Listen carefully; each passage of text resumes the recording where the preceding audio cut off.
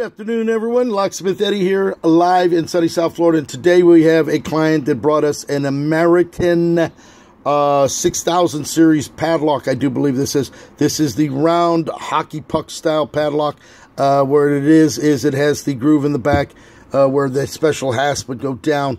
And fortunately, this one was unlocked when he brought it in. So what we're going to do, actually, matter of fact, when you put the hasp down in there, you turn the key, lock it in, and it sits flat up against whatever you're locking up. So today what we're going to do is we're going to go ahead and we're going to take the cylinder out. Now the cylinder is an American AM3 keyway. So what we're going to do right now is, you can see it only comes out so far. And normally when you put the key in it and turn it and locks it into there. So this is a little Allen wrench set screw here. We back this out such as we're doing right now, and we should be able to pull the cylinder right out. It is an AM3 keyway. You can see the keyway right there. Very close tolerance pin tumbler lock. It looks a little beat up. We can clean that up on the wire brush and make it look brand new again. So what we'll do is we'll set this aside. All this is just one big solid chunk of metal. Nothing else is there. You can see the cylinder cut out, and as it goes up there and locks into place. All right, what we'll do right now, just to get this pin out of here, it's a little hard to do. We're going to take a pin punch and a screw hammer. We're going to pound the pin out. As you can see, we pound the pin out so we can be able to pull this out just like that. And then we can pull this off such as this. You can see it's only going to go on one way, so it's not like you're going to be able to get that wrong. It's only going to go there, with the holes will line up. All right, so now what we're going to do, we have our keyway here. Our key, it's an AM3. It's a 1045 ilco key. We're going to stick that in there. And what we're going to do now is we're going to have to shim that lock in order to get that cylinder turned so we can pull the pins out and make a key for it. So we'll get our little shim kit here, pull out one of our shims. And again, this is a very close tolerance lock as far as being manufactured. So we're going to be able to, it's a lot easier to put it in a vise to shim it. And what we're going to do is we're going to put the shim around the back side of the lock here and try to get it in there.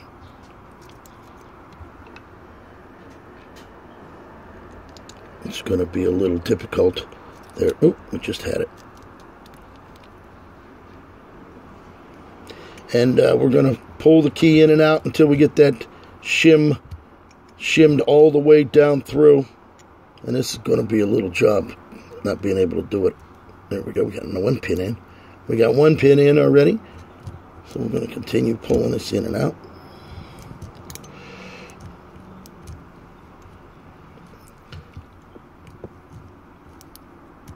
And we're going to continue. I'm going to have to put this in a vise and hold it. I'll be right back.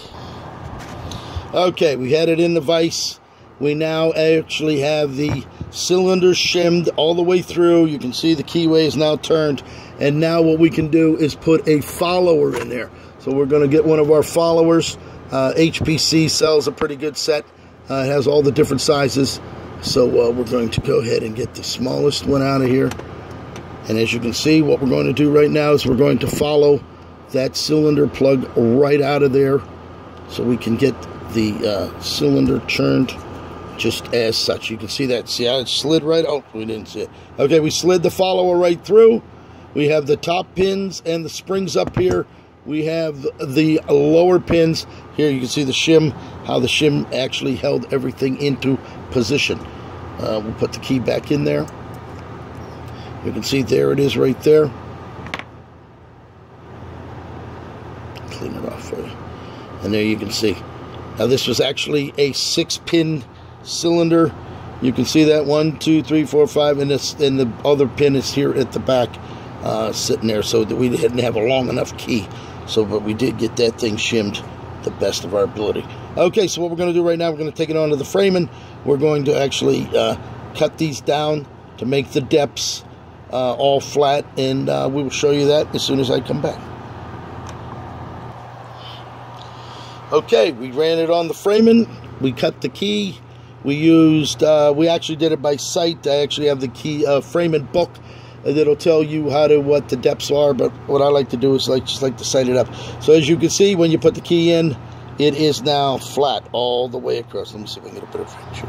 There you go. You can see it. We took the last pin out. I don't have a 6-pin blank with me.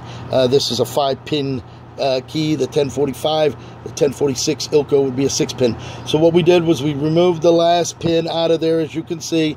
We then took our follower and we pulled the last pin out of the cylinder housing. I'll actually go all the way back. You can see right there, you can see inside there, we took that last pin out. It actually had a spring and a top spring here, or a top pin as well. So with that out, we're able to now put the cylinder back together, and we shall see if it's going to work. Now, when you put this in, you do not want to put it straight in, because the first pin may get stuck in there, and you're going to have a real problem. So you kind of put it on an angle. You don't want to go too far, because then it's going to get stuck in that hole. So you want to line up the best you can around the top, so we can slide it right back in there like that. And as you can see, there it is right there. The key works beautifully. We'll pull the key. Now, when you go to pull the key out, do not just pull it out. You'll pull the whole cylinder out, and you're going to have a real mess. Every time you go to turn it, you turn your key, you hold your fingers on that plug to hold it while you pull the key out.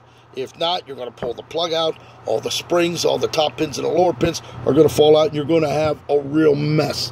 All right, we're going to actually go ahead and put this back together. You can see it only goes on, again, one way. There's the plug where it lines up with the hole. We're actually going to hold that together. We're going to take our roll pin, put the pin back in the hole, and we're going to pound it back down in there so that we'll have a nice cylinder back together. We're going to have to set it down here so I can do that. Take a little hammer, put it up here for you so you can see it, and then we're just going to tap the pin back down in there. You can see the pin is now in there on the other side. Put the key in. It turns, it only makes that's got a stop on it, so it only turns 90 degrees. It stops. That'll pull the cylinder out and pull the key, and it comes out just like that. Now we're going to wire, we'll wire wheel this to clean it. Matter of fact, we'll clean it up right now. I'll be right back. All right, we kind of wire wheeled it, cleaned it up a little bit, and now as you can see, the cylinder now has an operating key to work this lock. What we'll do now is we're going to go ahead and put this back into the housing of this padlock. You set it right there. We're going to set the set screw down, tighten that down just a little bit. We're going to put a little touch of glue on that, or Loctite, so that will not pull out. You can see it now holds the cylinder in. We can put it in and lock it down, and there you go. You got a locked brand new padlock. Well, not brand new, but a working padlock. I actually have 57 of these to do, so we will be doing these throughout the next day or two. So there you go, a padlock. I think that padlock runs somewhere around $45, $50. I think. I'm not sure what it is. I haven't bought one of these in about 15 years. But as you can see, the American style discus padlock, there you go. That's it right there. All right, I hope you enjoyed it. Thank you for watching.